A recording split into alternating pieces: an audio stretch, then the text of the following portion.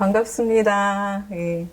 여러분들 제가 보이시죠? 예, 제가 여러분들이 다 안 보여서 좀 마음이 아프긴 한데 그래도 우리 영적 거리는 가까우니까 여러분들하고 함께 있다라고 생각하면서 강의를 해보도록 하겠습니다.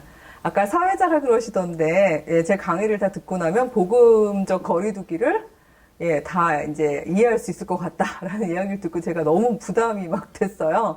그래서 과연 내가 이거를 1시간 10분 안에 여러분께 다 알려드릴 수 있을까? 이런 생각이 들었는데, 제 전공 안에서 또 그리고 제가 이제 묵상했던 내용들 중심으로 전달을 해드리도록 하겠습니다. 먼저 살짝 한번 물어보고 싶은데, 자, 여러분 중에서 2020, 그러니까 20학번? 채팅방에 저 20이에요 하고 이렇게 좀 저요 하고 올려주시면, 감사하겠는데, 아마 올리는 동안 그런 생각 들 것 같아요. 가장 괴로운 학번이다. 심지어 저주받은 학번, 이렇게까지 얘기할 수는 없지만, 캠퍼스를 밟아보지도 못하고 한 학기가 가다니, 유사일에 우리와 같은 슬픈 학번은 없을 거다라고 생각할지 모르겠지만, 제 생각에 여러분 두 번째로 슬픈 학번인 것 같아요. 여러분, 50 학번은 어땠을까요? 50이요? 50 학번도 있었나요? 라고 생각하실지 모르겠습니다만, 1950년이요. 50학번은요, 그때 6월이 개강이었대요. 6월이 입학식이었대요. 입학식하고 다다음 주에 전쟁이 났어요. 그리고 남자들 경우에는 학교로 다 운동장에 모이라고 해서 무슨 일인지 모르고 모였는데, 그대로 징병. 많이 이랬던, 굉장히 슬픈, 저희 시아버지가 50학번이라서 그 얘기를 들었는데요. 그렇다고 제가 설마 50에 비해 여러분들은 나은 학번이 참으시오란 얘기가 아니라 이런 슬프고 참 안타까운 여러분의 경험이 어떻게 말하면 앞으로 새로운 미래를 준비하는 데에 저는 인식론적인 특권 혹은 경험적인 특권을 줄 수 있을 거라는 생각을 해요. 그래서 왜 위기는 기회다 이런 말 있죠. 우리가 너무 당연하게 생각했던 거리들, 그리고 우리가 어떤 선교 공동체로서는 이런 거리가 늘 일상적인 거리였고 적당한 거리였어 라고 생각했던 것들이 갑자기 멈춘 이 상황에서 우리가 어떤 본질적인 것들을 붙잡고 또 새롭게 여러분들이 경험에 입각하여 새로운 상상력을 펼칠 수 있을까? 이런 이야기들을 함께 해나가 보았으면 좋겠습니다. 첫 번째 슬라이드에 보면은 보기엔 예쁜데 진짜 너무 열심히 봤던 코로나 바이러스 모양이 이렇게 제가 지금 갖다 놨죠? 오죽하면 코로나, 왕관과 같은 모양이라고 하는데, 우리 주적이 되어 있는 상황입니다. 그쵸? 저 아이 때문에 우리는 수많은 일상의 거리들이 순간적인 멈춤 상태에 놓여 있죠. 하지만 저는 전공이요, 기독교 사회윤리학인데요, 이 문명사를 다룰 수밖에 없어요. 그러다 보면 단위 자체가 1, 2년이나 한 10년 단위가 아니라 이 문명사를 다 다루면서 공부를 해야 하는데, 인류 문명사를 놓고 보면요, 팬데믹, 즉 이런 대유행병이 막 전 세계적으로 퍼져나가는 이 팬데믹 상황이 지금 2019년만 있었던 일은 아니라는 것이 사실은 역사를 공부하다 보면 나옵니다. 그래서 두 가지 정도 공통점이 있어요. 제가 오늘 그 역사 시간이 아니기 때문에 다 훑어보지는 않겠지만, 어떤 상황이 팬데믹 상황이 벌어지며 결과는 무엇인가? 이 두 가지의 공통점을 아시고 나면, 우리도 그게 이러이러한 진행으로 가능하겠구나 하는 예측이 가능한데요. 첫 번째 뭔가 하면요, 과도하게 도시화가 되어 있는 공간에서 항상 보면은 이런 팬데믹한 상황들이 일어납니다. 그러니까 말하자면 우리 이집트 탈출기 아시죠? 그때도 파라오가 여호와의 말씀에 순종하지 않았기 때문에 생겼던 그 많은 재앙들이 접근법에 따라서는 그게 아주 과도한 탐욕의 합이 너무 컸던 이집트 상황의 재앙이었다라고 이제 해석하는 경우들도 있는데요. 그때도 보면 역병이라든가 개구리 창궐하고 막 이런 일들이 있잖아요. 그러니까 과도한 도시에 탐욕의 총합이 가득할 때, 그럴 때 항상 이런 바이러스라든가 자연 상태가 교란을 일으키는 이런 일들이 생겨난다고 합니다. 실제로 그런 일들이 많았고, 중세 말기에도 아주 집중화된 도시 중심으로 또 그런 일들이 생겼었고요. 두 번째 뭔가 하면 이런 일이 생기고 났을 때 언제나 새로운 방식의 삶에 대한 욕구, 상상력, 이런 것들이 발동을 하고 그게 역사적 결실을 맺었다는 거죠. 아시다시피 이집트를 탈출했던 히브리인들의 자유를 향한 새로운 대안적인 비전, 그쵸? 중세 말기에는 종교개혁으로 우리가 알고 있는, 그리고 그게 또 다른 정치, 사회적인 결실로는 근현대라는 사회를 만들어가는 새로운 어떤 제도적 상상력이 가능했었잖아요. 그러니까 따라서 지금 많은 어른들이 그런 얘기 하죠. 포스트 코로나? 코로나 이후의 세상을 우리가 생각해야 될 때라고. 여러분 입장에서는 그렇죠. 막 겨우겨우 적응해서 이제 막 이 세상에 새로운 이제 어른, 성인 구성원으로 막 진입을 했는데 숨 헥헥 돌릴 사이도 없이 또 새로운 세상을 상상하란 말이냐? 하고 괴로우실 수 있는데 어떻게 보면 이 사회에서 기성세대로 있는 사람들보다 여러분이 이제 막 진입한 여러분의 젊음으로 사실 여러분들의 세상을 만들어갈 글쎄요, 적기에 와 있다라고 생각해 주시면 어떨까 이런 생각을 합니다. 전 낙관론자는 아니에요. 충분히 어려움이 있는 걸 알고 있는데요. 그걸 위해서 우리가 어떤 어려움이 직면해 있으며 어떤 과제들을 우리가 복음적으로 헤쳐나가야 할까? 이런 이야기들을 했으면 좋겠습니다. 여러분 아마 사회학 개론 이런 수업을 들으면 되게 많이 들어봤을 에드워드 홀이라는 사람이 있어요. 이 사람이 그 근현대 사회, 즉 도시에서 가장 적절한 사람들 사이 거리에 대해서 귀납적으로 실험을 했습니다. 그러니까 본인이 만든 게 아니라요. 이 도시 생활을 하는 사람들을 보니까 요 정도 거리를 유지하는 걸 제일 편안하게 생각하더라. 이것도 제도가 만든 거리죠. 그럼 네 가지 영역의 이제 사회생활의 존을 나누는 건데요. 자, 친밀한 거리. 대충 어떤 사이가 친밀한 거리일까요? 뭐 채팅방에 이렇게 대충 답을 달아봐도 좋고요. 선물이 없으면 안 달 수도 있죠. 이제 즉흥적으로 말씀을 드리면 최근 나온 드라마에서 깃는 영성인가? 제 책 제목도 기억이 안 납니다.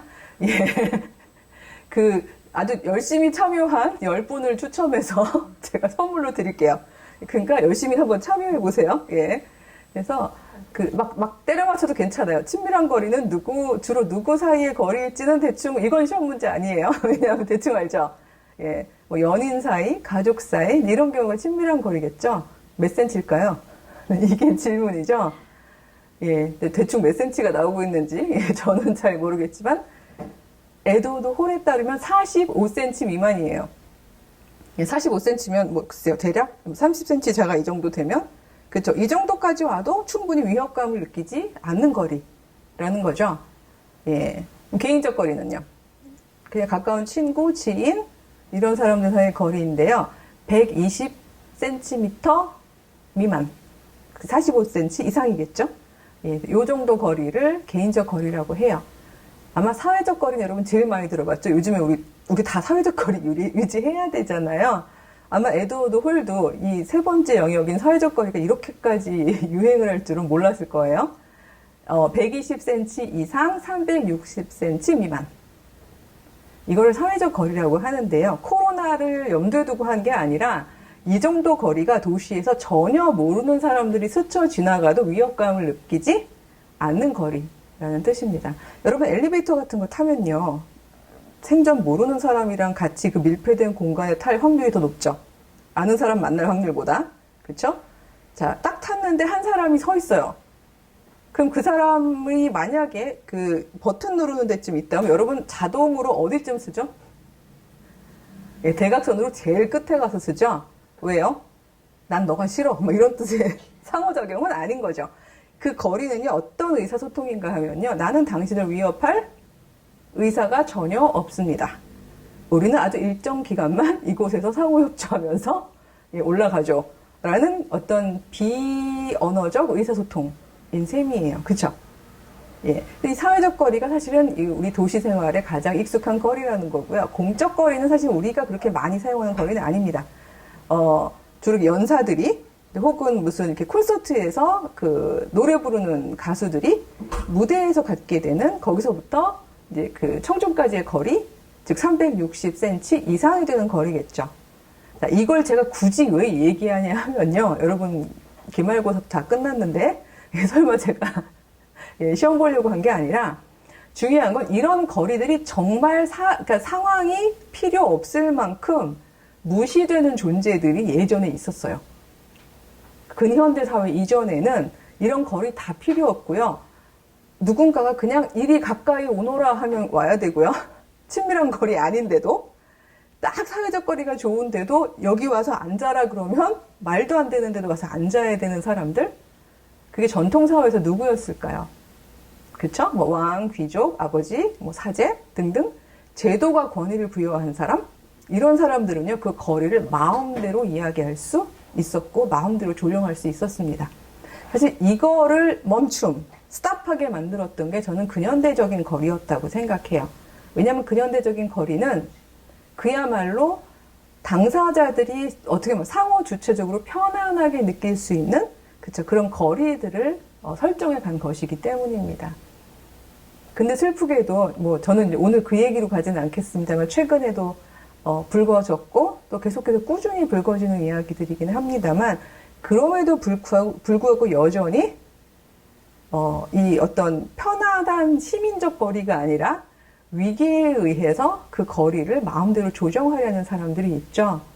그래서 저는 이런 부분들을 저희가 하나 확실하게 얘기할 수 있는 건 비복음적 거리라고 이야기할 수 있을 것 같아요. 자, 복음적 거리라는 거요. 이게 사실 참 어디서부터 어떻게 설명이 될지 모르겠습니다만 저는 굳이 얘기하자면 복음, 기쁜 소식이죠. 그럼 기쁜 소식이 되는 거리는 어떤 거리일까요? 여기에 포커스를 맞춰서 저는 이제 설명을 해보려고 하는데 저는 바로 그 거리를 제가 늘 주장하는 바지만 살고 살리는 거리, 그렇죠? 내가 삶을 잘 살아낼 수 있고 너를 살려낼 수 있는 그런 거리라는 의미에서 그걸 복음적 거리라고 생각하는데 요건 몇 센치일까라는 부분을 강의 내내 한번 여러분 생각을 해보았으면 좋겠습니다. 자, 일단 이게 위기예요, 그쵸? 아마 우리 그 IVF도 당장 어떻게 하면 좋아라고 생각할 만한 지금까지 운영되고 있던 모든 캠퍼스에서의 그 온라인, 그쵸? 면대면 가까이 만나는 친밀한 친교의 거리들, 그것들이 다 멈춤 상태인 거에 대해서 아마 가장 그 당황하는 상황일 것 같아요. 학생들은 학생들대로 또 간사님들은 간사님대로 이게 무슨 상황이지? 빨리 지나갔으면 좋겠다라고 생각할 만한 상황들인데요. 더군다나 행정명령으로 이제 정부에서 소그룹 모임 하지 말아라. 이거 하면 300만 원 내야 된다면서요. 그러니까 이런 상황에 이르자 이제는 이제 거의 기존에 아까 얘기했던 친밀성의 거리, 개인적 거리 정도를 가지고 움직였던 많은 교회의 그 친교 모임들이 혹은 어떤 그 친밀한 선교 모임들이 지금은 이제 존재하기 어려운 상황에 놓여 있는 거죠.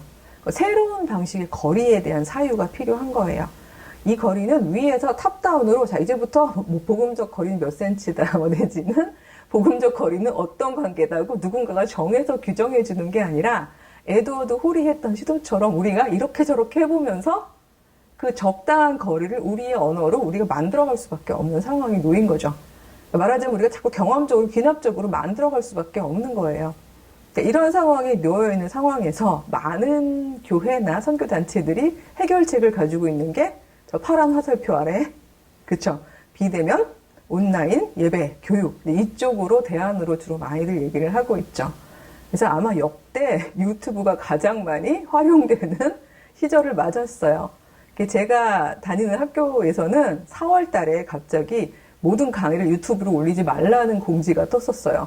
왜냐하면 그때 너무 전 세계적으로 너무나 많은 사람들이 유튜브를 활용하는 바람에 그게 그러니까 스테이블하지 않다는 거예요.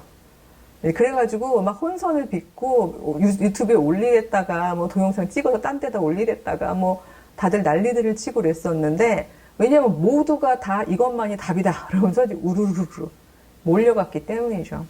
그래서 물론 저는 비대면 온라인 강의나 예배나 선교 모임이 결코 유용하지 않다라고 이야기하는 것은 아닙니다. 하지만 이거는 오프라인이다가 온라인으로 바꾸느냐 아니냐, 어떤 기기를 쓰는 게 좋으냐, 뭐 어떤 마이크가 성능이 좋더라, 뭐 이런 식의 정보를 넘어서서 굉장히 근본적으로 우리가 사유해야 하는 거리에 대한 문제를 오히려 저희들이 문제 제기하고 있는 거지, 그렇죠? 이거 하나의 답으로 해서 그냥 가버리면 그거는 어떻게 말하면 그 수박 겉핥기가 되는 거지 아주 깊은 문제를 다루지 못하는 거라고 저는 생각을 해요. 그래서 여러분들이 알아야 하는 것은 제 생각에 지금 무엇이 진행되고 있느냐? 그쵸? What's going on? 하는 이 컨텍스트에 대한 정확한 이해와 그 다음에 텍스트, 우리의 성경, 텍스트는 복음적 거리에 대해서 무엇을 말하고 있느냐 하는 것을 이해하는 것. 그래서 왜 많이들 사용하시죠? 컨텍스트와 텍스트를 양손에 잡고 그리고 내가 어떻게 주체적으로 그 복음 전도자로 살아낼 것인가? 요 과제를 한번 우리가 실험해 보는 거죠. 자, 그런 상황에서 제가 이 문명사에서 가장 핵심으로 보고 있는 지점은 어찌됐거나 역설적으로 사회적 거리를 얘기하고 있는 이 시점에 있어서 가장 눈에 띄는 사회 변동은 초연결 사회의 도래라는 겁니다. 우리는 굉장히 연결되어 있어요. 몸으로 연결되어 있는 건 아닌데 놀랍게도 온라인상으로 보면은요 얼마나 연결이 되어 있냐면요 이게 두려운 게 뭔가 하면요 인간과 인간의 연결만의 문제가 아니라요 이게 연결되다가 혹시 들어봤는지 모르겠어요. 포스트 휴먼 혹은 트랜스 휴먼 이런 단어들을 들어봤는지 모르겠어요. 요 논의로만 가면, 이거 이론으로 가면은, 여러분들 이제 오늘 웨비나 못 나가는 상황이 되기 때문에 그 얘기는 하지 않겠지만 적어도 여기 포스트나 트랜스가 설명하는 건 뭐죠? 휴먼? 우리 인간이죠. 우리 인간이라고 우리 그동안 생각해왔던 인간 이해를 넘어가거나 혹은 트랜스, 교차해가는 지점에 묵상들이 많이 지금 생겨나고 있는 건데요. 이유는 왜 그런가 하면 이 연결이란 부분이요. 계속해서 우리로 하여금 인간 존재, 주체성, 나의 경계를 위협하는 방식으로 진행이 되고 있기 때문에 그렇습니다. 한번 물어볼게요. 여러분 어디까지가 여러분인가요? 어디까지가 나인가요? 어디까지가 내 주체인가요? 이런 얘기죠. 예. 지금은 대답하기 쉽죠. 특히 저를 예를 들면은 요만큼이 저인 것 같죠? 그쵸? 여기 바운더리가 있잖아요. 그쵸? 근데 만약에 제가 여러분 일종의 이렇게 저의 팔의 힘을 증강시키기 위해서 인공팔을 달아요. 예, 혹은 어떤 미래학자는 그런 얘기도 합니다만 저의 기억력을 향상시키기 위해서 일종의 보조 칩을 넣기도 해요. 아니 심지어는 내 육신이 다 늙어갈 때 이거를 육신을 벗어버리고 실리콘으로 잘 만들어서 내 기억 장치만 집어넣고 나는 계속해서 영생할 수 있는 그런 모습으로 만약에 간다고 생각해 보세요. 그것도 인간일까요?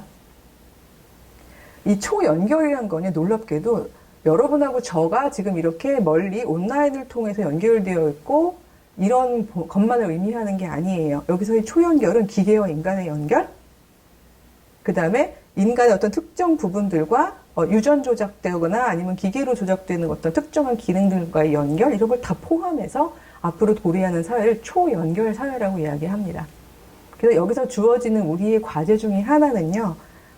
복잡한 거 다 생략하고도 제일 먼저 여러분이 심각하게 물어야 될 부분이 그거예요. 왜냐면 상호 주체적이라고 제가 얘기를 했는데 상호 일단 잠깐 놔두고요. 주체적 하려면은 제일 중요한 게 뭐죠? 바로 나의 바운더리의 문제잖아요. 나의 경계, 나의 주체의 경계는 어디까지인가? 나는 나로서 사유할 수 있는가? 나는 주체적으로 무엇을 선택하고 결정할 수 있는가? 이런 것들을 먼저 정립하는 게 중요한데 그냥 우리가 하고 있는 동안에 그 부분들에 대해서 계속해서 침입해오고 침해해 들어오는 우리가 원치도 않는 방향으로 초연결을 강요하는 이런 사회에 우리는 도래해 있고 이 코비드-19 이후의 사회는 역설적으로 사람과 사람 사이의 친밀한 물리적 거리는 계속 멀어지게 하는 반면에 이런 방식의 어떤 그 온라인적 초연결이나 아니면 인간 이후의 초연결에 대한 부분들을 계속 강화하는 방식으로 가고 있다는 거죠. 여러분 이 부분은 되게 심각하게 생각하셔야 돼요. 자, 왜냐하면 학자들이 다 얘기하기 때문에라고도 얘기할 수 있지만 인류 문명사가 지금 그렇게 가고 있어요. 그래서 여러분 그런 거 있죠. 호모 사피엔스, 호모 파베르, 그쵸? 호모 루덴스 여러 가지 얘기를 많이 합니다만 최근에 가장 핫한 그 역사학자 유발 하라리 책 3권 써가지고 갑자기 막 세계적 지성인으로 등극한 그래서 첫 번째 책은 사피엔스, 두 번째 책은 호모 데우스. 여러분 막 이렇게 채팅방에 막 제가 이렇게 약간 포즈할 때 답을 달아주는 거 필요해요. 그러면 그리고 여기서 우리 간사님들이 다 보고서 누가 제일 적극적으로 참여했나고 10분을 뽑을 거예요. 그러니까 여러분 제가 호모 이러면 가만히 있지 말고 이렇게 딱 데우스 이렇게 이름을 적어야 되는 거죠. 세 번째 책은 제가 포즈하고 있죠. 예, 막 답이 오고 있나요? 예, 한글로는 아마 21세기 예측이라고 번역이 된 것 같은데요. 예, 21 Lessons for the 21st Centuries. 아마 이렇게 돼 있을 거예요. 그러니까 21세기를 위한 21가지 대답들, 뭐 이런 얘기인 거죠. 이렇게 새 책 쓰고서는 완전히 글로벌 리더가 되셨죠. 유튜브에 여러분 유발 하라리 하고 쳐보세요. 막 쫙 뜨는데, 그분이 21세기 예측을 잘 했을까요? 제일 궁금하죠? 여러분, 왜냐면 우리가 살아야 그렇잖아요. 그분만이 아니라 모든 사람들이 얘기하는데 2045년에서 2050년쯤 되면요. 우리가 절대로 상상하지 못하는 세상이 온대요. 예, 잘해봐요, 여러분. 저는 그 시대쯤 되면 없을 수도 있고, 있어도 이렇게 뒷방, 이렇게 될 수 있는데, 여러분들이 살아갈 세상이죠. 근데 이제 그 세상에 대해서 걱정이 많은 한 사회자가 유발 하라리에게 이렇게 물어봅니다. 어떤 한 동영상에 보면, 자기에게는 4살짜리, 2살짜리 애기들이 있다고 그랬나? 어린 애기들이 있는데 어떻게 교육시켜야 할까요? 얘들한테 뭘 가르쳐야 할까요? 영어? 수학? 이러면서 물어봤을 때, 유발 하라리가 이렇게 얘기합니다. 2045년 이후의 세상이 어떻게 될지는 아무도 모릅니다. 제가 확실하게 얘기할 수 있는 단 한 가지는 어느 누구도 그걸 예측할 수 없다는 것입니다. 그러나 그런 세상이 왔을 때 적응 가능한 혹은 생존 가능한 그런 인간에 대해서 저는 두 가지 능력을 길러야 한다고 생각합니다. 딱 듣자마자 아깝다 그랬어요. 왜냐면 저는 그런데 세 가지로 나누는데 제가 다 한 소리인데 저는 한국말로 해서 그렇죠. 뭐라고 얘기를 하냐면 첫 번째 mental stability. 자, 뭔 일이 생겨도 정신줄 잡을 수 있는 인간형이라는 거죠. 정신적으로 안정된 인간형. 여러분 제가 나중에도 하겠지만 이거 영성이에요. 어떻게 말하면. 이게 인간의 자기 개성을 가지고 자기 주체성 가지고 멘탈 스테빌리티 잡을 수 없거든요. 안정적으로 자기의 정신줄을 잡는 것 이거 필요하고요. 둘째가 flexible professionality 혹은 professional flexibility. 즉 자기 특별한 전문성이 있는데 그걸 어떤 딱딱한 조직 안에서 내가 죽도록 조직에 충성하겠어요. 이런 게 아니라 유동성 있게 융통성 있게 상황에 따라서 나의 전문성을 여기저기서 발휘할 수 있는 이합 집산, 이합 집산 해가면서 필요한 연대를 통한 이것이 가능한 그런 전문성 이 두 가지가 아마 생존에 가장 필요한 능력일 것이다 라고 이야기를 했어요. 전 굉장히 동의를 하는데 여러분 아마 우리 복음적 거리두기가 아니라 세상에서 살아남기 수업인가? 이러면서 이 두 가지를 내가 어떻게 기르지? 라고 생각하고 있다면 그거에 대한 우리 복음적 해답을 한번 좀 찾아보는 그런 시간이 되었으면 좋겠습니다. 여기 N번방 사건 이야기를 제가 했는데요. N번방 사건만의 문제가 아니라 사실 이쪽으로 안 가려고 지금 되게 노력을 많이 하고 있고 주말에는 제가 두루두루 여러 가지 충격으로 몸도 눕기도 했습니다만 N번방만이 아니죠. 요즘 같은 세상에 그 많은 매체 혁명이 일어났고 그 수많은 변화들이 있음에도 불구하고 사실은 어떻게 남성에 대한 그러니까 여성에 대한 남성 응시는 바뀐 게 거의 없는 모습들을 많이 보게 되는데요. 여기에 대해서 유발 하라리가 굉장히 중요한 포인트를 얘기했어요. 뭔가 하면요. 하나로 좁혀서 얘기해 볼게요. 남성 여성 문제로만. 예전부터 권력을 가진 남자는요. 예쁜 여자를 탐했어요. 그리고 개인적 거리며 사회적 거리 무시하고 이리 가까이 오너라 했죠. 그쵸? 근데 문제는 뭔가 하면 유발 하라리에 따르면 옛날 전통사회나 최소한 오프라인 근현대 사회만 해도 그 문제는요. 한 권력자에 의한 한 명 혹은 몇 명 안 되는 직접적인 대면 피해로 그칠 수 있었다는 거예요. 그게 옳다는 얘기가 아니라 그만큼 피해도가 적다는 얘기죠. 하지만 이게 초연결 사회로 가게 되면 문제가 달라진다는 거예요. 그러니까 이거는 이 피해자의 숫자들이 너무나 말도 안 되게 증폭되고 한 사람의 가해자의 파워가 이거는 일파만파 어떻게 감을 잡을 수 없을 정도로 퍼져나갈 수 있다는 거죠. 그러니까 바로 이게 일종의 양날의 검 같은 거예요. 우리가 이 엄청나게 초연결된 이 매체의 변화를 가지고 우리는 어떻게 말하면 복음을 더 효과적이면서도 깊이 있게 전하는 도구가 될 수도 있지만 악의 문제에 있어서도 굉장히 폭력적이고 단일화되어 있는 어떤 나쁜 컨텐츠들이 정말 아주 전 세계적으로 그리고 거의 영구적으로 디지털 아카이빙이 돼서 퍼져나갈 수 있는 그런 상황에 놓여 있다는 거죠. 근데 이런 상황들 속에서 우리가 소위 주체적 선택을 하고 자아의 경계에 대한 묵상과 실천을 하는 건 굉장히 중요하다는 이야기를 먼저 컨텍스트 면에서 말씀을 드리고 싶어요. 그래서 여기 상호 주체적 했을 때 상호는 조금 이따 얘기하듯 주체적이라는 부분을 한번 생각해 보자는 거죠. 제가 굳이 신학자가 아니라 유발 하라리를 데려온 이유는요, 문명사회에 있어서 제가 볼 때는 가장 중요한 그 핵심적 지점들을 짚어주고 있다라고 판단을 하기 때문입니다. 적어도 그 사람에 따르면, 이 사람 히브리인이잖아요. 말이 이상하게 됐네. 이스라엘 사람? 히브리인이니까 되게 옛날 사람 같은데? Jewish? 그쵸? 예. 근데 저는 이 사람이 전혀 명시적으로 얘기하고 있진 않지만 그 안에 내면에 깔려있는 창세기 신앙이 있다는 생각이 많이 드는 게, 제일 많이 강조하는 게 인간이 가지고 있는 자유의지 라는 부분입니다. 하나님을 닮아서 하나님이 인간에게만 허락하신 굉장히 고귀한 능력이죠.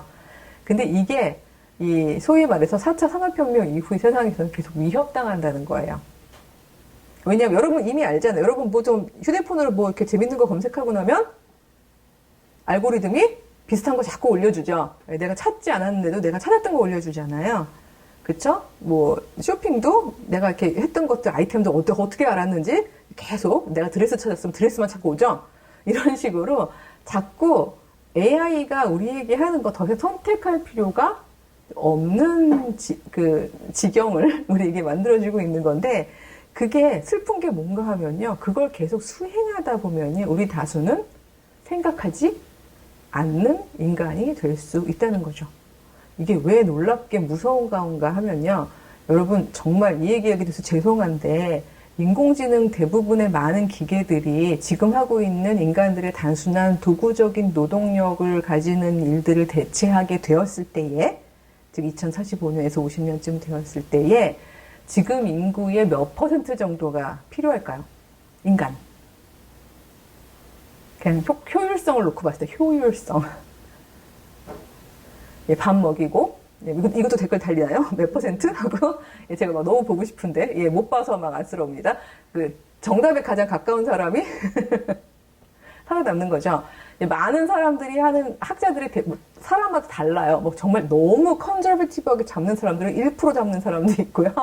많이 봐주는 사람은 30% 잡기도 하는, 대부분 15에서 20% 정도가 필요하대요. 그러니까 바보 포함해서요. 미안해요. 바보라고 얘기해서. 여기서 말하는 바보는 저런 주체적인 행동하지 않고 그냥 시민으로서 있죠. 알고리즘이 하려는 대로 나 이거 좋아요 하고 사고, 이거 여기 갈래요 하고 인도한 대로 가는 사람을 다 포함해서 지금 인구의 한 20% 정도면 적당하다는 거예요.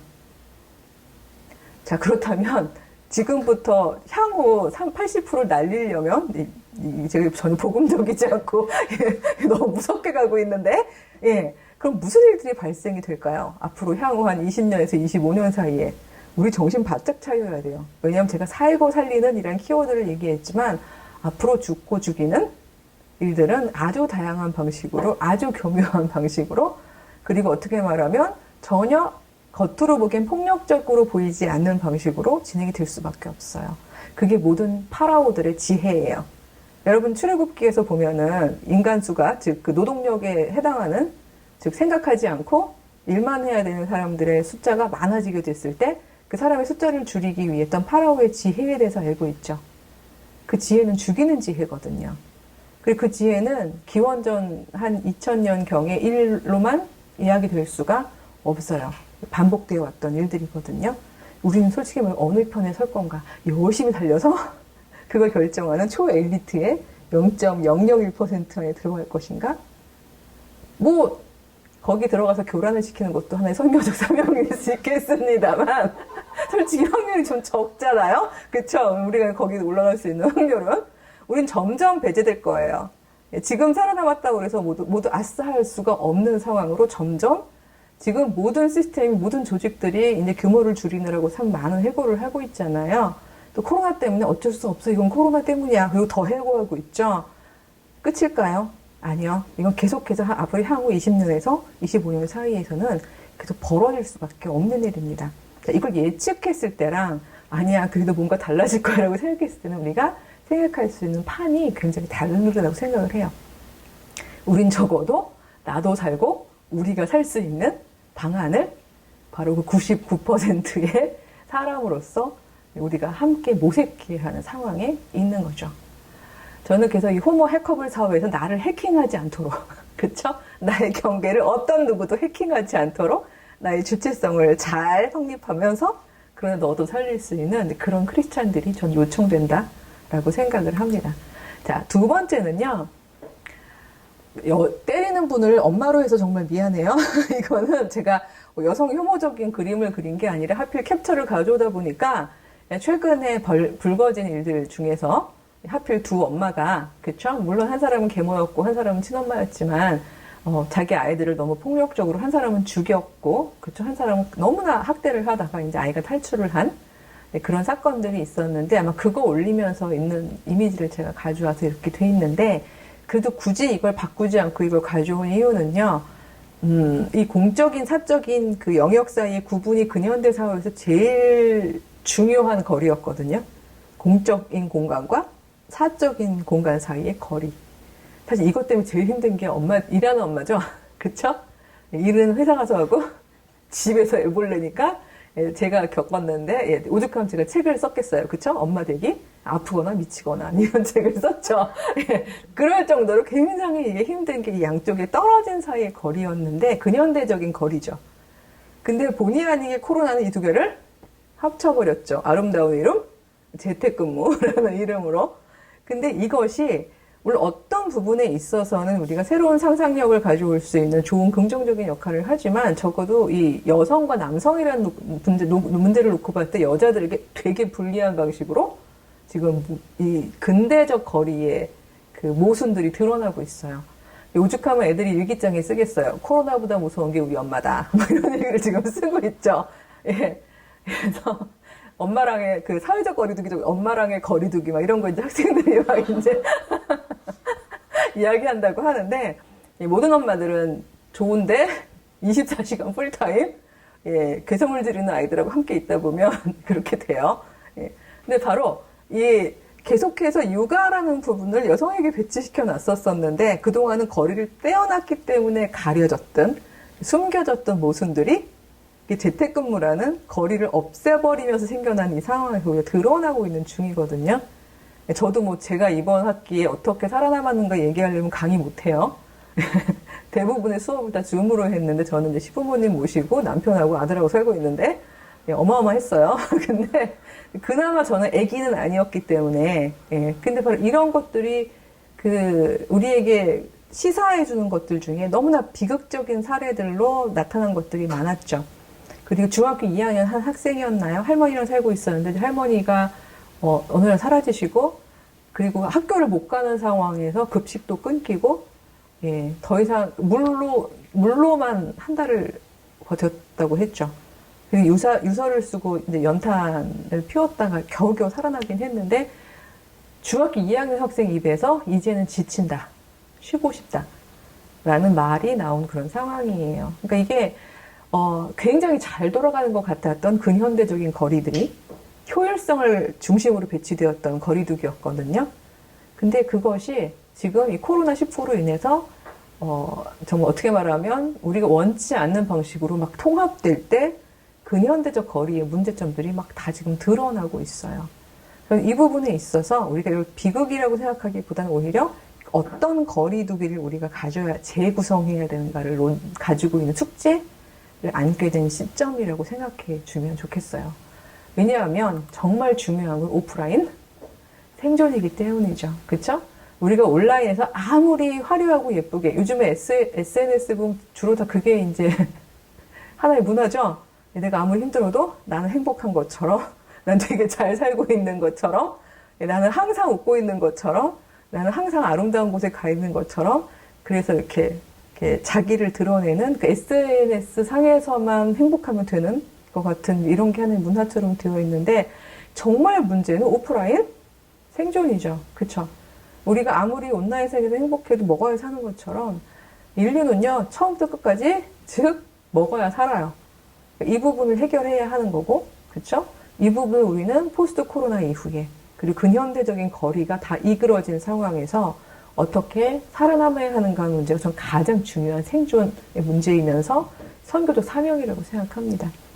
교회는 언제나 교회이지만 시대마다 교회가 가진 선교적 사명은 조금씩 달랐어요. 왜냐면 시대가 주는 게 있으니까. 근데 저는 최근에 우리가 가져야 되는 교회의 가장 큰 키워드를 보통 생존 공동체라고 이야기를 하거든요. 우리가 어떻게 생존 공동체로서의 거리를 만들어갈 것인가? 이런 문제들을 생각해야만 하는 컨텍스트에 와 있다라고 생각이 듭니다. 여기까지가 컨텍스트에 대한 이해였다면 그럼 우리의 텍스트는 뭘 얘기하고 있을까요? 저랑 혹시 성서왕국에서 그 강의를 들었던 친구들은 이 그림을 봤을 거예요.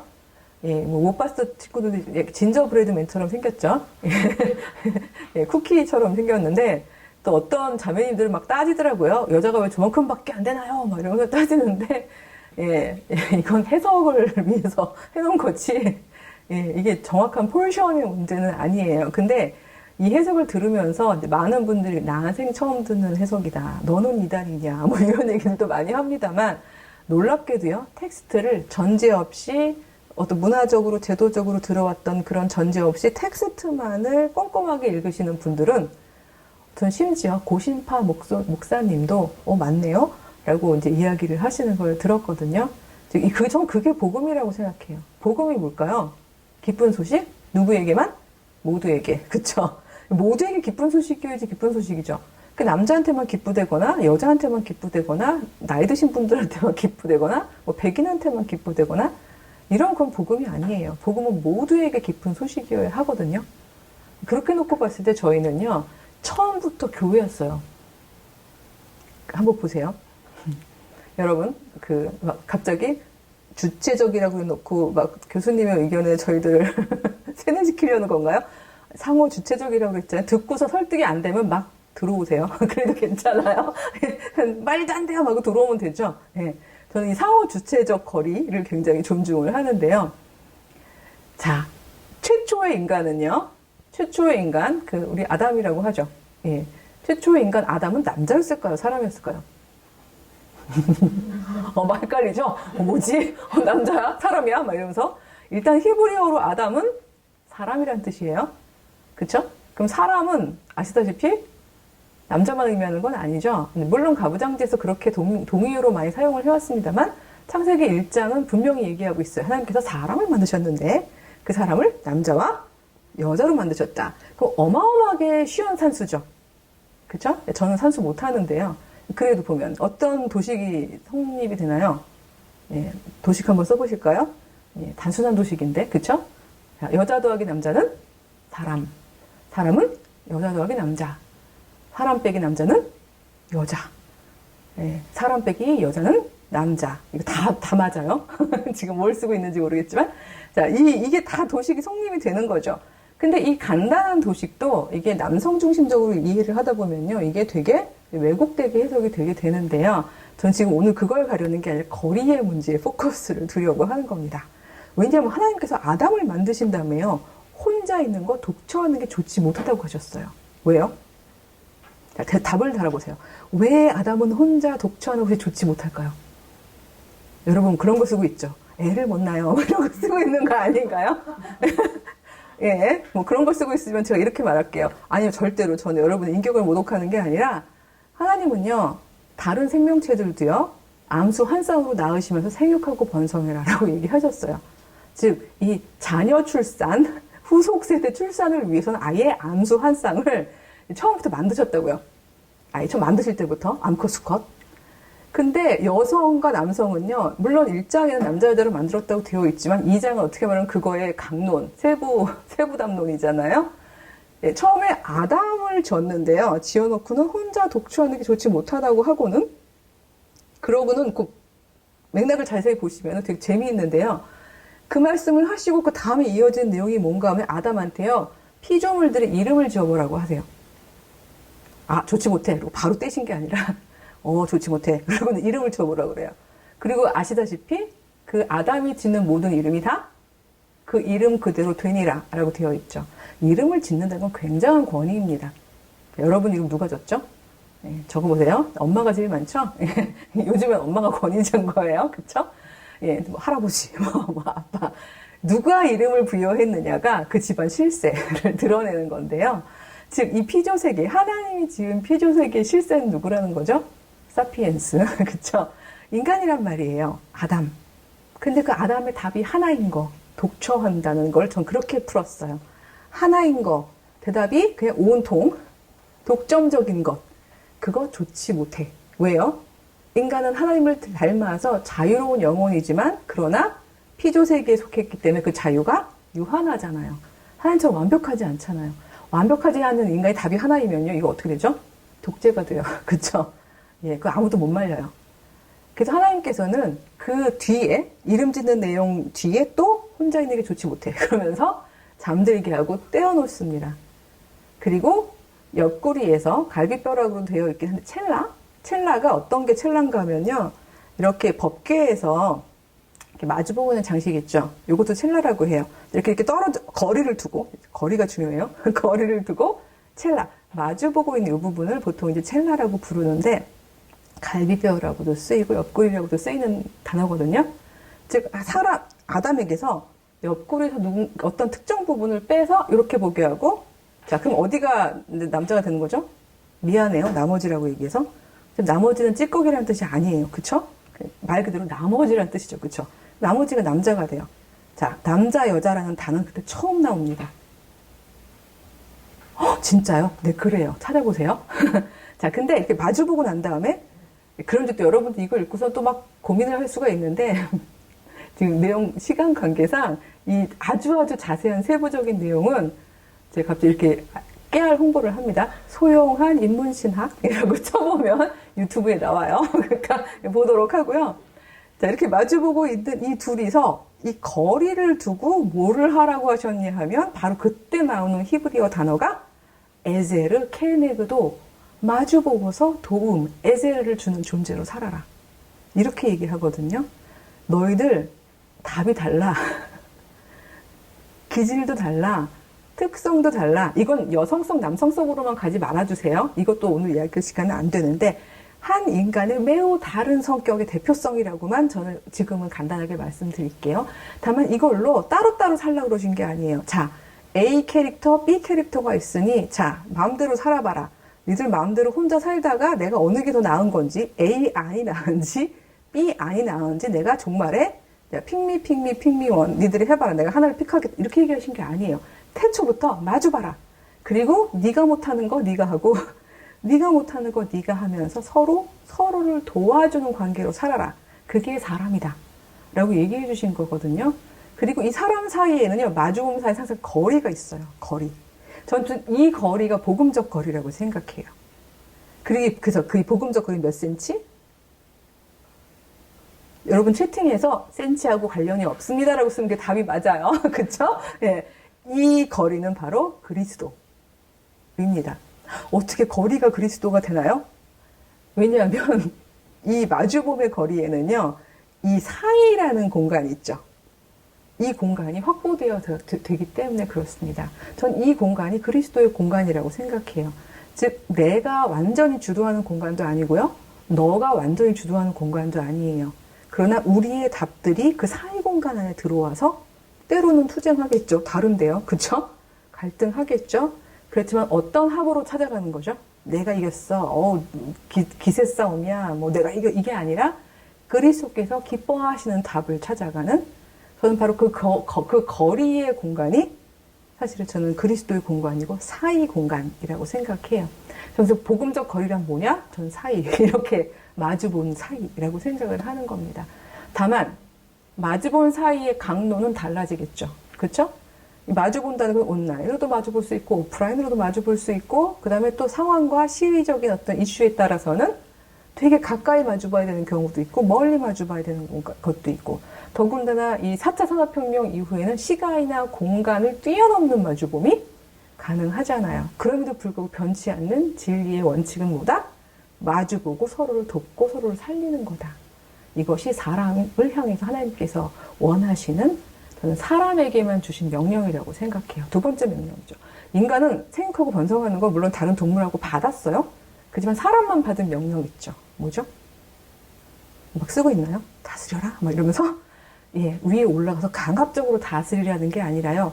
하나님을 닮은 다스림이에요. 하나님을 닮은 다스림은 어떤 걸까요? 살려내는 다스림이죠. 예, 내가 더 강한 자니까 기꺼이 너를 향해 다가가고 긴 팔을 펼쳐서 살리고 보듬는 바로 그 다스림을 하라는 것. 전 그게 사람이 받은 것이고 그건 혼자 받은 게 아니라 단독자로 받은 게 아니라 마주보고 복음적 거리 안에서 해답을 찾아내는 그런 존재로 받은 것. 전 그게 우리가 태초부터 받은 명령이라고 생각을 합니다. 문명사적으로요. 이 부분은 굉장히 감사하게도 이렇게 생각하면 좋을 것 같아요. 여러분들 그래요. 다 좋은 얘기고 좋은데 그거 우리가 어떻게 하나요? 고맙게도 예, 시절이 도와주고 있어요. 증명해 드릴게요. 자, 전통사회. 전통사회는요. 개인은 없고 공동체만 있던 사회예요. 진짜요? 예, 뭐 학자들이 그렇게 얘기해서만이 아니라 여러분 알잖아요. 가문이 되게 중요했죠. 한 개인은 안 중요했죠. 우리나라만 보더라도요. 요즘에도 가끔 보면은 할아버지들 중에 뭐 무슨 손 몇 대 손인가 뭐 이런 거 물어보시죠. 우리나라 참 슬픈 나라예요. 왜냐하면 전근대, 근대, 후기 근대인이 다 같이 살아 있어요. 그렇죠? 너무 빠르게 근대화 거치다 보니까 이 세 종류의 인간이 다 같이 사는 거예요. 그러니까 얼마나 갈등이 심하겠어요. 그렇죠? 예, 그런 분들이 있어요. 그런 데서 개인이 자기 주체성을 찾는 거 쉽지 않아요. 왜냐하면 항상 공동체적인 답이 정답이라고 얘기를 해왔기 때문에. 그런데 감사하게도 그런 시절은 갔죠. 예, 우리 집은 안 갔어요. 라고 생각할지 몰라도 이 문명사 쪽으로는 갔어요. 예, 문명사 쪽으로는 갔고요. 두 번째, 근현대 사회는 어떤 사회인가 하면요. 이익 집단으로서의 사회 조직, 개인화가 막 생겨내면서 공동체는요, 사적인 것으로만 남는 사회가 된 거죠. 가장 큰 피해가 이제 어떻게 보면 사적 가정에 있긴 한데, 중요한 건 이런 사회는요, 어떻게 보면 개인으로서 살아남는 거는 좀 유리해진 사회라고 볼 수 있어요. 이런 사회가 극단으로 지금 와 있는 게 지금이죠. 그러다 보니까 지금의 많은 여러분들, 젊은 세대들은 나 혼자 살아남기에 대한 제도적 감성들을 가지고 있잖아요. 전 옛날에 제일 슬펐던 게 나는 가수다? 뭐 그런 거 있었죠. 아주 옛날 거죠. 근데 저는 그 게임의 법칙이 너무 싫었어요. 이미 자기 색깔이 있고 이미 자기 전문성이 있는 사람 7명을 들여다 놓고 투표에 의해서 한 명씩을 자꾸 아웃시키는 것이었죠. 게임의 법칙. 즉, 한 명만 살아남는 세상을 향해서 그걸 너무나 문제제기하지 않게 만들어가는 저는 그런 게 게임으로까지, 오락으로까지 되는 게 너무 싫었거든요. 네, 그 피크가 그거죠. 뭐, 101? 그 뭐죠? 뭐, 핑미, 원, 뭐 이런 노래 하는 그런 거 있죠. 예, 결국은 마지막 하나가 살아남는 거에 대해서 우리가 모두 박수치는 이런 사회를 저희가 지금 살아가고 있는데, 이게 두 번째, 근현대 사회예요. 이 사회는 공동체는 없어요. 그냥 개인만 사는 거죠. 근데, 어떻게 말하면 감사하게도 이 사회가 더 이상 제대로 잘 작동하지 않는다는 것과 대부분의 우리 개인들이 아무리 성실하게 그러니까 노력을 해도 그 한 명이 뽑힐 수는 없다는 것을 사람들이 체험적으로 알게 된 시점이 지금이라고 생각해요. 예전에는요, 제가 이제 엄마 되게 아프거나 미치거나 뭐 이런 거 이후에 각종 육아책을 쓰면서 엄마들한테 그랬거든요. 이게 최고의 1인으로 살아남게 하는 거가 좋은 양육 방식이 아니에요. 왜냐면 우리 애들 그거 갈 수가 없는 학생들이 99명이에요. 막 이런 얘기 해줄 때마다 10년 동안 너무너무 달라지는 걸 느껴요. 한 2009년에 나왔는데 책이 2009년 10년에는요. 대치동 같은 데서 그 얘기하면요. 막 살 맞았어요. 이렇게 화살이 막 날라왔거든요. 그러면서 막 질문. 교수님 아직 공부 못하죠? 막 이런 질문이 같이 다 망하자는 거죠. 막 이런 질문들 나오고 그랬거든요. 요즘에 가면요. 막 서로 손잡고 울고 막 그래서 우리 아이들은 어떻게 해야 할까요? 이제부터 이렇게 왜냐면 10년 안에 너무 바뀐 거예요, 드라마틱하게. 이거는 제 말이 바뀐 게 아니라 상황이 바뀌었어요. 우리가 그런 식으로 한 명으로 살아남기라는 게 너무 어렵다는 걸 모두가 공감하는 시점이 된 거죠. 이게 소위 말하는 어떤 한 문명의, 모순이 극대화된 상황이라고 저는 생각을 하는데, 더군다나 이게 포스트 코로나 이후에 너무나 지금 적나라하게 드러나고 있는 상황이에요. 자, 이제 얼마나 많은 사람들이 혼자서 생존할 수 있을 것인가를 놓고 봤을 때 아까도 계속 얘기했지만 어려운 사회가 되었는데요. 월터 뮬더라는 분은요. 제 지도 교수님이에요. 그래서 아주 유명한 분은 아니고요. 그래서 이분 자체를 뭐라고 그렇게 제가 막, 자, 이제부터 월터 밀도를 띄웁시다. 뭐 이런 얘기를 하는 게 아니라, 이분 책을 제가 억지로 읽으면서, 그쵸? 지도 교수님이 자꾸 읽으라고 그러니까 읽을 수밖에 없었잖아요. 근데 꽂혔던 개념이 있었는데요. 아무도 주목하지 않았던 저 개념. persons in community. 라는 개념이 전 눈에 확 들어오면서 이게 바로 아까 봤던 마주봄에서 서로를 도움이라는 부분하고 교회론, 나중에 사도 바울의 교회론하고 탁 연결이 됐던 지점인데요. 이건 뭔가 하면요. 공동체를 위해 개인이 희생하는 것도 아니고, 공동체는 다 없어지고 개인만이 살아남는 것도 아니고요. 주체적인 개인들이 기꺼이 자발적으로 만들어가는 공동체에 대한 이야기예요. 그래서 persons를 쓴 거죠. 왜냐하면 person이라는 어떤 개별성을 강조하면서 거기다 s를 붙여서 persons in community. 전 이게 다른 말로 하면 교회라고 생각해요. 왜 그렇죠? 교회의 원리는 제가 그림 그린 거 보이죠? 예, 제가 5개밖에 못 그려서 저렇게 그린 건 아니고요. 예, 동글동글동글한 게 5개 있잖아요. 서로가 함께 해놓고. 예, 넘어갔죠? 네네. 그냥, 예, 그러다 보니까 지쳐서 5개만 놓기도 했습니다만, 여러분, 사도 바울이 했던 가장 큰, 저는 우리를 위한 복음의 가장 큰 그 전달 내용 중에 제일 중요한 게 교회에 대한 계시의 말씀이었다고 생각하는데, 사도 바울이 살았던 시절은요, 전근대 사회예요. 그 시절은 남녀에 대한 위계가 있고요, 신분 위계가 있고요, 몽땅 위계가 있던 사회였는데 하필 교회의 얘기를 할 때만큼은 사도 바울이 그 제도를 뛰어넘었어요. 계시의 말씀을 전하죠. 그리스도의 십자가 아래는 그 모든 남녀, 노소, 신분, 유대인, 뭐 이방인, 헬라인 구별이 다 없어진다는 갈라디아서 3장 28절.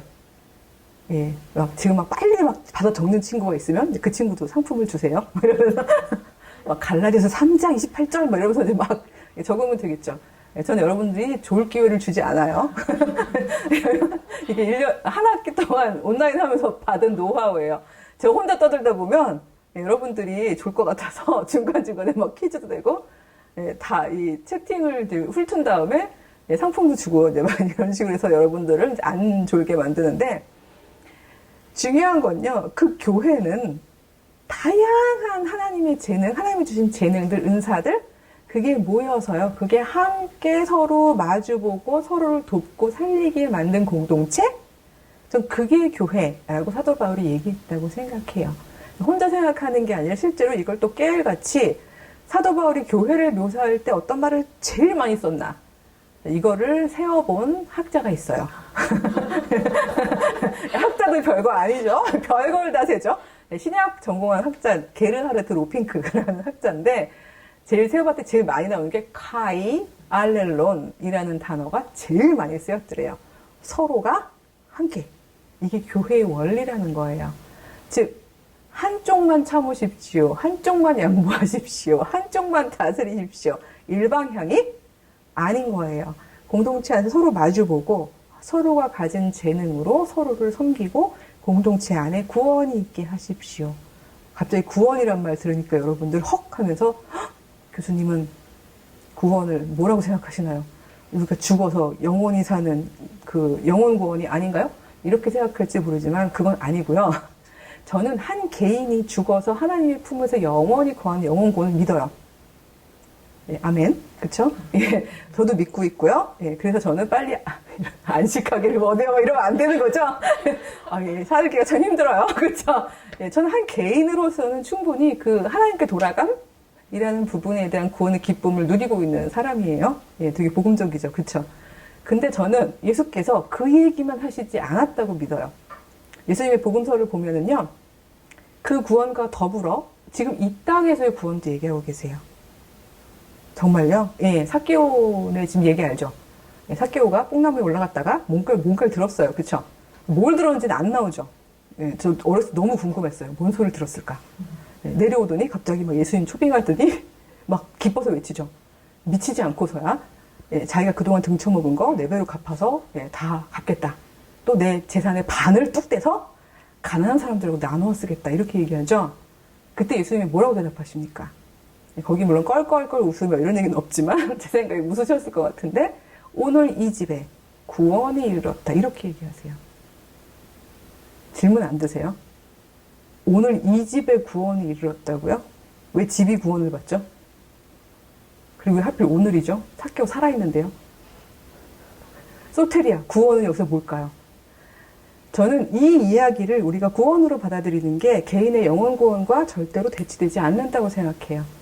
구원은 여기에서도 하나님께도 다 있는 건데요. 이곳에서 구원, 예수께서 거기서 얘기하셨던 구원은요.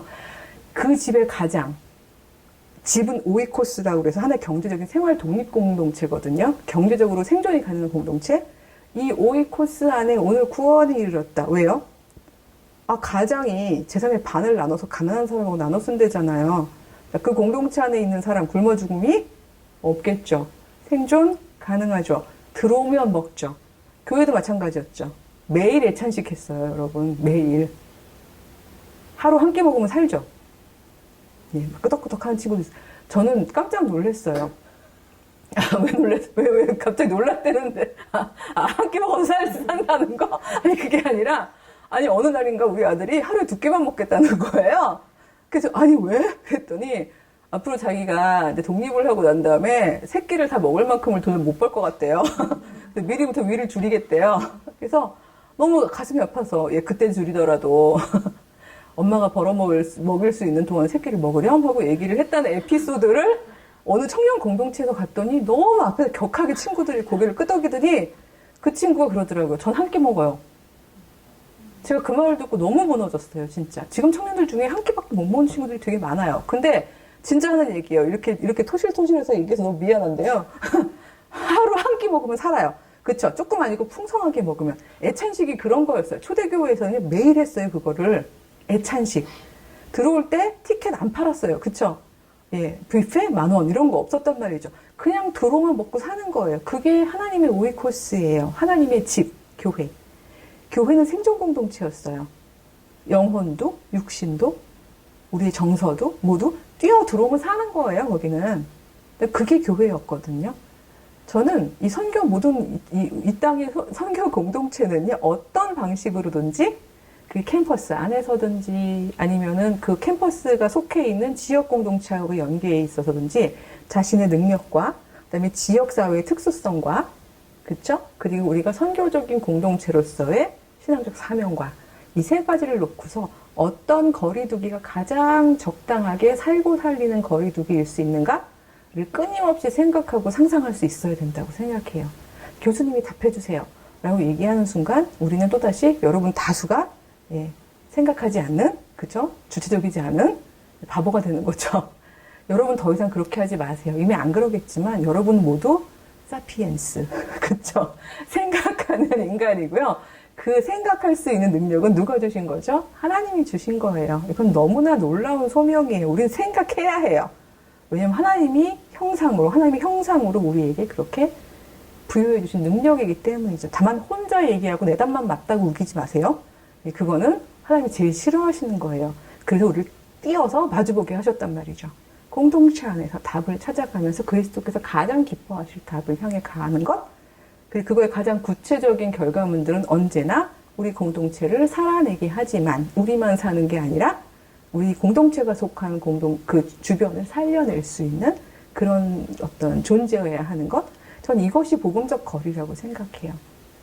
그래서 이 부분에 대해서 여러분들이 이렇게 논의를 좀 해줬으면 좋겠는데, 그래서 소그룹 토의 질문을 제가 맨 아래다가 달았거든요. 여러분들 질의응답을 받고서 여러분들이 토론을 하겠지만, 그래도 클로징하는 의미에서 이 부분을 제가 조금만 이렇게 설명을 좀 드려보면은요. 왜냐하면 질문 자체가 되게 크고 어려울 수 있을 것 같아서 그래요. 봤는지 모르겠지만 우리는 어떻게, 파란 글씨가 어떻게 해요? 여러분 몫인데, 교회, 아까 얘기한 여러분 지역교회 얘기하는 거 아니에요? 광의의 의미에서 서로가 함께 서로를 살리는 공동체, 생존 공동체로서의 교회로서 그 공동체의 원리를 가지고, 제가 막 빨리빨리 나가는 교회 원리 1, 2, 3 빼먹은 것 같아요. 그쵸? 소유 나눔, 권위 나눔, 예배 공동체, 그거 빼먹었죠. 예. 딱 들어봐도 알겠죠? 예, 우리는 소유를 나누어야 되고, 형제님, 자매님 하면서 권위를 나누어야 되고, 이거 맨정신에 안 되니까 계속 예배를 드려야 되죠. 그쵸? 왜냐면 성령님이 함께 하셔야지 가능하거든요. 예, 여러분 조금만 권력을 갖게 되면 권위 나누고 싶어지지 않거든요. 자꾸 기도하고 예배 드려야 돼요. 그래도 나누는 거거든요. 예, 이게 자꾸 예배 드리는. 이 원리 세 가지를 붙잡고, 4차 산업혁명 이후, 특히 포스트 코로나 이후의 관계 방식의 변화 속에서, 3. 여전히 친밀성과 상호 구원을 이루는 선교 공동체로서 살아내고 살려낼 수 있을까? 와, 되게 큰 질문이다. 라고 생각하시겠지만, 그 괄호 안에서 말한 것처럼, 지역의 인적인 자원, 여러분 포함하는 거예요. 개인 재능, 그다음에 시급한 문제들. 왜냐면 어떤 공동체는요, 그 시급한 문제가 다를 수 있거든요. 지역의 구체성에 따라서. 청년 문제가 있는 공동체가 있을 수 있고, 노인 문제일 수도 있고요. 그쵸? 소년 혹은 조선가정일 수도 있는 거고요. 예, 혹은 온라인 뭐라 그러죠? 비대면 교육으로부터 노출될 수 없는 아이들이 굉장히 많은 공동체일 수도 있는 거고요. 지역마다 다 다르거든요. 바로 그런 들 속에서 작지만 당장 적용 가능한 우리가 복음적 거리의 공동체를 만들어갈 수 있을까? 요거를 한번 생각해 주었으면 좋겠어요. 아주 예를 들면 너무 예를 안 들어주면 여러분들이 막연할까봐 예를 들면 이건 코로나 때 있었던 건 아닌데 제가 이화여대에서 강의할 때에 이런 비슷한 내용으로 제가 여러분들이 할 수 있는 거를 당장 공동체를 만들어 보세요. 여러분들은 호모사피엔스예요. 상호 주체적으로 해보세요. 라고 했을 때 제일 많이 했던 학생들의 일종의 나눔? 살고 살리는 공동체가 뭐였냐 하면요. 본인들이 제일 잘할 수 있는 재능이 뭔가 생각해 봤더니 성실하게 공부한 걸 나눌 수 있겠다. 라는 생각이 들어서 서대문 아현동은 1동은 되게 부자 동네고 2동은 안 그래요. 근데 2동을 중심으로 학생들 이제 학원에 못 가는 학생들을 모아놓고 뭐라 그러죠? 과외처럼 예, 학습 나눔을 하면서 그때마다 하루에 하나씩 예수님의 복음 비유를 전해주기도 하고 하는 친구들이 있었거든요. 등등등 되게 많은 다양한 방법들이 있었는데 저는 이런 것들을 이렇게 온라인, 오프라인 충분히 많이 엮여가면서 여러분들이 해나갈 때 오히려 그동안 글쎄 모르겠어요. 저는 IBF가 위에서 뭔가를 만들어내고 이렇게 탑다운으로 가셨었는지 아니면 평행선으로 갔었는지 이거는 제가 내부자가 아니라서 잘 모르겠지만 어떤 면에서는 가장 평등한 하나님 나라는 평등 공동체잖아요. 효율성은 좀 떨어져도 하나님 나라는 효율성의 공동체가 아니라 평등성의 공동체거든요. 그렇게 상호 주체적으로 만들어지는 어떤 네트워크들, 루즈하게 이렇게 만들어진 네트워크끼리 서로 중요한 사회도 나누고, 그렇죠? 그리고 함께 교통하면서 이합집산 해가면서 커다랗게 루즈하게 IBF라는 공동체를 만들어갈 수 있는 이제 그런 상상력을 발휘해보고 하나씩 실험해보는 것, 그게 여러분들이 주어져 있다고 생각을 합니다. 그래서 이 원칙들을 잡고 이 소그룹 때 구체적으로 이런 문제들을 다뤄보면서 정말 구체적이고 실천 가능한 이야기들까지 나오면 어떨까? 이런 생각이 듭니다. 그거 중에 하나는요, 진짜 온라인, 우리 지금 만날 수 없어요. 그럼 온라인으로 뭔가 계속해서 유의미한 콘텐츠를 만들어가는 것도 저는 괜찮다고 생각을 해요. 사실 제가 유튜브도 그래서 시작한 거예요. 전 딴 게 아니라 바빠요. 그리고 힘들어요. 예. 근데 1회부터 공약을 했어요. 저는 유튜브로 만약 수익이 난다면 1원도 안 가져가겠습니다. 모든 수익금 투명하게 공개해서 딱 2종류의 카테고리에 있는 사람들을 여러분들과 함께 심사해서 나누겠습니다. 청년, 여성. 미안해요. 근데 제가 주로 이제 헌신하고 있는 쪽이라서, 예, 그래서 해당하는 친구들에게 나눌 수 있도록 하겠습니다. 라고 이제 했기 때문에 아주 뻔뻔하게 막 이렇게 홍보를 해요. 왜냐하면 나의 유익이 아니기 때문에. 예, 그래서 여러분들이 또 좋은 콘텐츠를 만들 수도 있겠죠? 그쵸? IBF 선교 콘텐츠 만들기, 소그룹 모임들이 막 만들어질 수도 있고. 그런 것들이 유튜브들이 또 연계해가지고, 요즘엔 또 이렇게 막 연계해가지고 막 시너지를 만들기도 했죠. 이런 일들을 하고, 또 그게 어느 날은 또 오프라인 행사로도 이어지고, 이런 식으로 다양하게 할 수 있는 방식들이 전 열려있다고 생각해요. 그러니까 너무 좌절하지 말고, 옛날 방식 안 통한다고 너무 의기소침하지 말고, 예, 얘기했죠? 호모사피엔스. 그러니까 우리 계속해서 기도하면서 새로운 복음적 거리를 만들어가는 그런 크리스찬들이 되었으면 좋겠습니다. 예, 감사합니다. 네. 첫 번째 질문 너무 어려워요. 왜냐하면 생물학적인 얘기가, 저는 오히려 그 사람들에 대한 얘기가 나올 줄 알았는데 생물에 대한 얘기가 나왔는데요. 재생산을 위해 모든 암수를 만드셨다면 암수가 없는 무성생물은 어떻게 이해해야 하나요? 뭐 아메바 뭐 이렇게 이런 거죠? 네, 그쵸? 그쵸. 일단 생물학 전공이 아닌데요. 생식이 되면 되는 거 아닌가요? 제가 웃으려고 한 얘기가 아니라 저는 이렇게 다른 생명체들의 암수 부분을 강조한 이유는요, 꼭 암수여야 된다 이 부분을 강조한 게 아니라 인간의 남성 여성이 반드시 재생산을 위해서만 만들어진 구별은 아니다 라는 이야기를 하기 위해서 그걸 강조했던 것이기 때문에 생육하고 번성할 수 있는 다양한 방법론들 중에 하나인 무성생식이 가능하다고 해서 그 하나님께서 얘기하신 모든 생명체에게 왜냐하면 거기에 보면 약간 대표성으로만 나오잖아요. 예, 동물들을 만드시고 이르시되 암수 한 쌍으로 이렇게 암수로 만드시되 뭐 생육하고 번성하라 이런 식으로 돼 있죠. 그래서 저는 이 창세기 1, 2, 3장의 이야기는 대표성이라는 키워드로 봐야지 사실은 이해가 가능하다고 생각하거든요. 그러니까 그 모든 개별적인 막 그 모든 종들이요, 예, 종들을 다 아우르는 방식으로 되어 있는 건 아니잖아요. 예, 그래서 왜 가끔 보면 막 따지면서 그런 거 얘기, 공룡은 왜 안 나오나요? 뭐 이런 얘기 하시는 분들도 있고 그런데 그런 어떤 개별 동물들에 대한 이야기가 아니라 어떤 대표성을 가지는 차이나 혹은 그 최초의 질서에 대한 히브리인들의 신앙 고백으로 있기 때문에 이 무성생물들이 존재한다고 해서 하나님의 어떤 그 말씀이 틀렸다거나라고 생각하지는 않아요. 혹시 제가 질문을 제대로 잘 이해했는지 모르겠지만 인간에 대한 질문은 아니었죠? 예, 그런 것 같아요. 와, 멋지네요. 왜냐면 서서울, 광주, 전남, 막 그 지역이 막 나오는데요. 자, 독재하는 것은 좋지 않다고 하셨는데, 그러면 왜 하나님께서는 왕을 세우셨나요? 이렇게 돼 있죠. 성서 해석 들어가야 되는데요. 이 부분에 대해서 잘 성경을 읽다 보면요. 왕을 긍정하는 전통과 왕을 하나님의 질서에 반한다고 생각하는 전통이 다 들어있어요. 성경 안에. 정말요? 맞아요. 여러분 대학생이기 때문에 저는 그런 식의 그 어떤 그 입체적인 공부가 가능하다고 생각하는데요.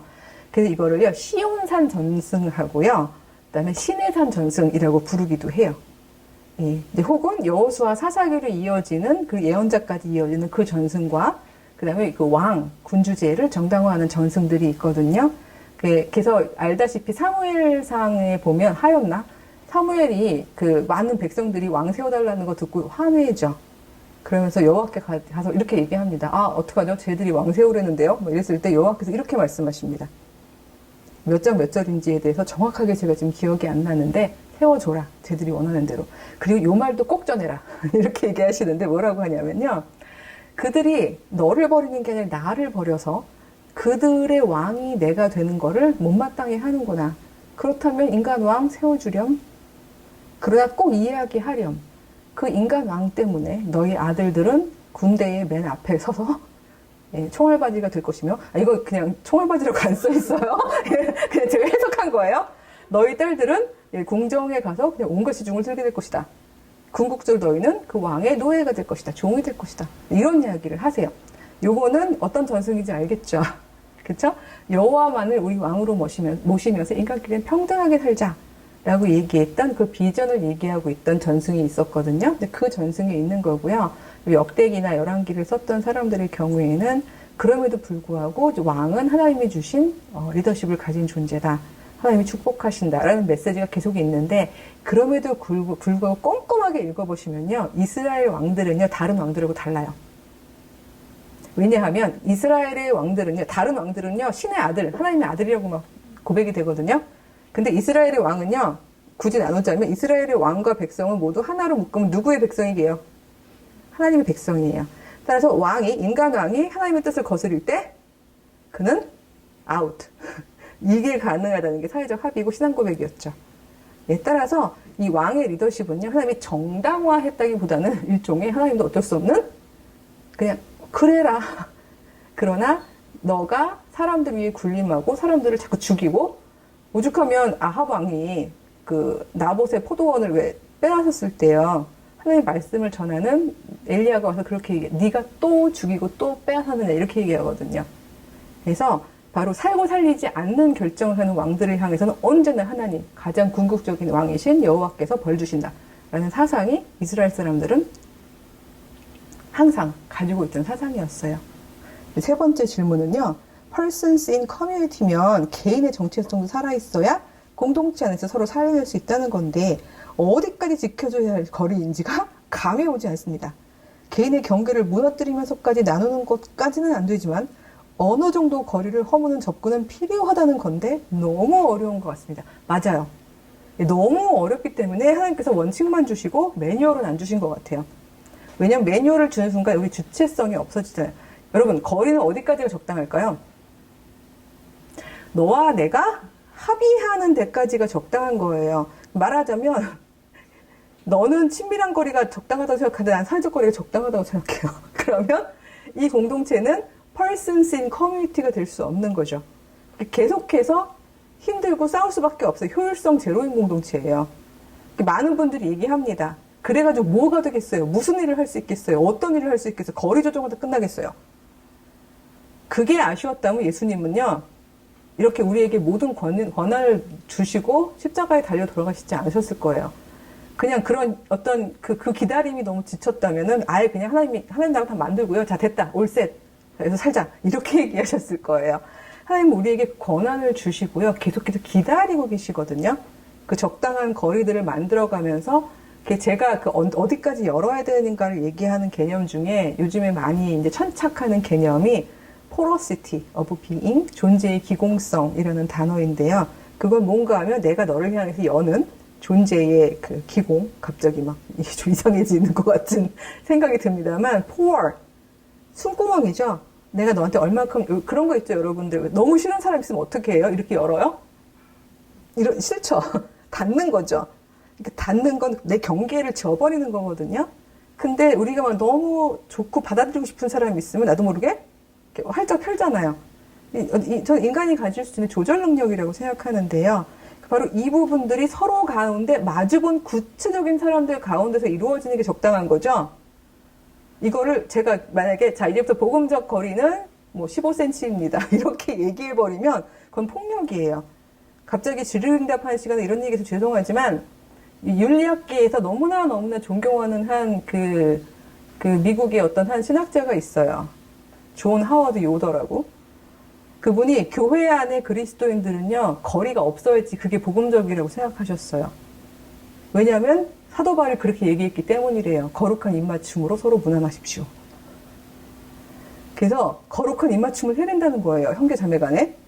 심지어 거룩한 입맞춤만 아니라 어디까지 우리는 거룩할 수 있는지를 실험해보자. 이러면서 많은 하필 여자들에게만, 자매들에게만 그 거룩한 실험을 해보자. 이러면서 너무 오랫동안 그 바운더리를 침범했는데 그걸 또 성경적으로 침범하시는 바람에 많은 여성들이 혼란을 일으켜서 주체성을 잃어버리고 성폭력의 피해자가 되었던 일들이 있었거든요. 그래서 이제 그걸 다룬 책이 이번에 나온 그 야수의 성공리를 뽑다? 라는 책이 나와 있죠. 저도 팀킬은 하기 싫은데 왜냐면 제가 윤리학자라 그럼에도 불구하고 그분은 그 거리를 본인이 설정하고 그쵸. 그리고 그거를 더구나 본인의 권력의기를 가지고 마구 다른 사람들 강요해 간 거거든요.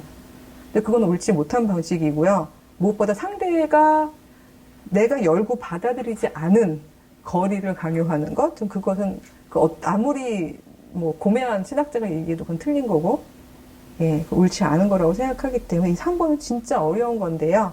어려운 게 맞는데 우리의 능력을 믿으셨기 때문에 예수님은 소망을 가지고 기다려주고 계신다고 생각해요. 우리가 결국은 이루어낼 것이라고 생각하시기 때문에 그래서 하나님 나라는 희망의 공동체이고 기다림의 공동체라는 생각이 듭니다. 다음 주 내일 주제가 하나님 나라죠? 이렇게 깨알 홍보도 하면서 네 번째 뭔가 하면요.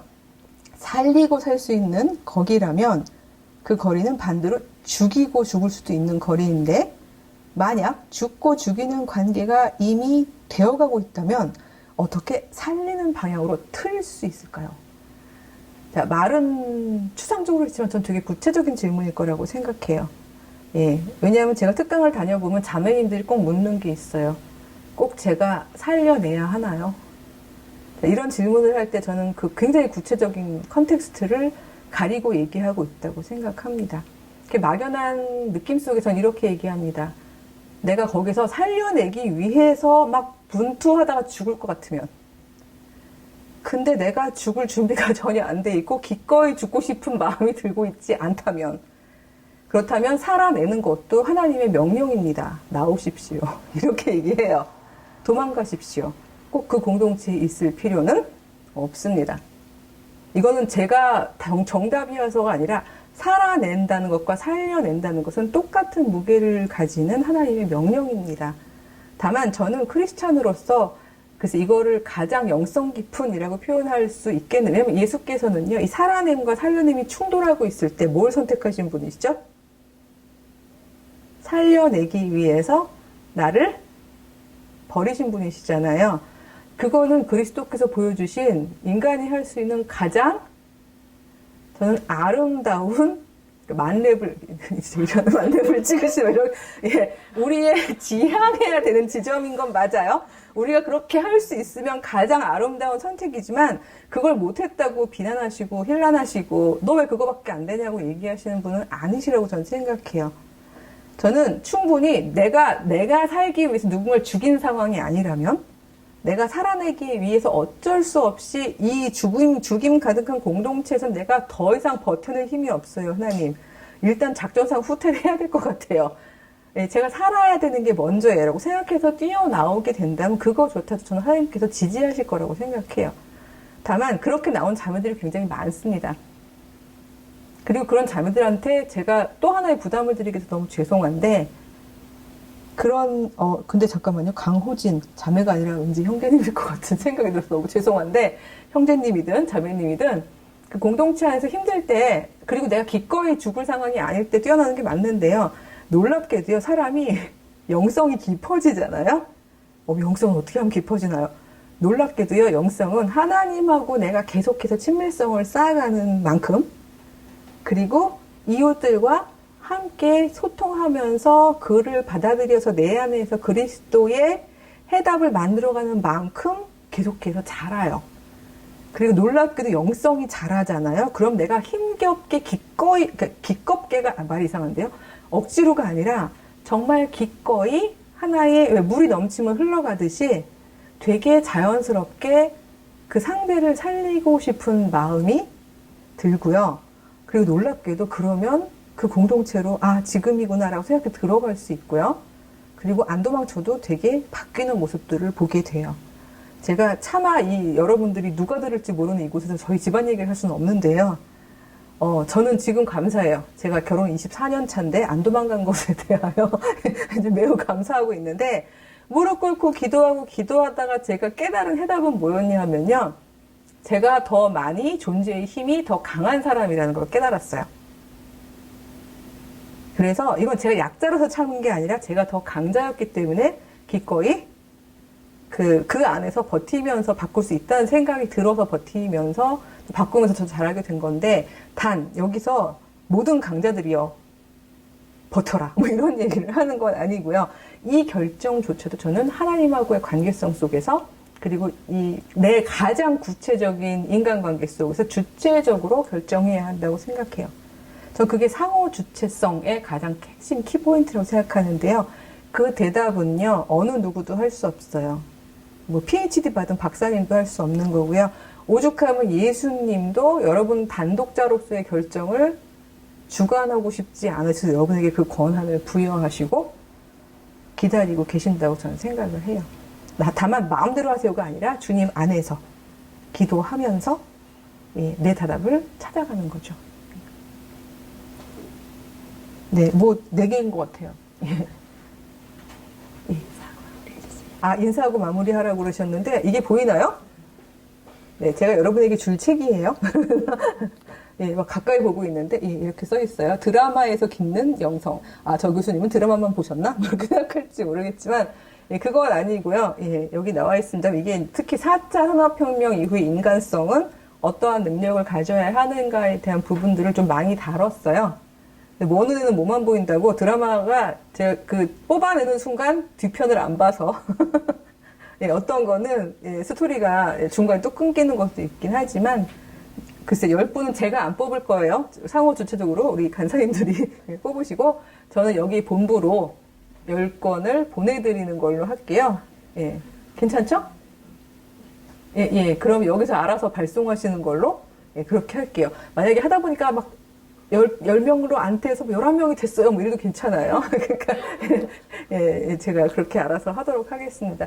여러분들 표정을 보면요. 이렇게, 사실 교감하는 게 되게 중요한데, 온라인이라서 힘들긴 하지만, 웃고 있는 얼굴도 있고, 뭐 이런 거, 뭐 별의별 얼굴이 다 있지만, 그래도 여러분들 1시간, 한 10분?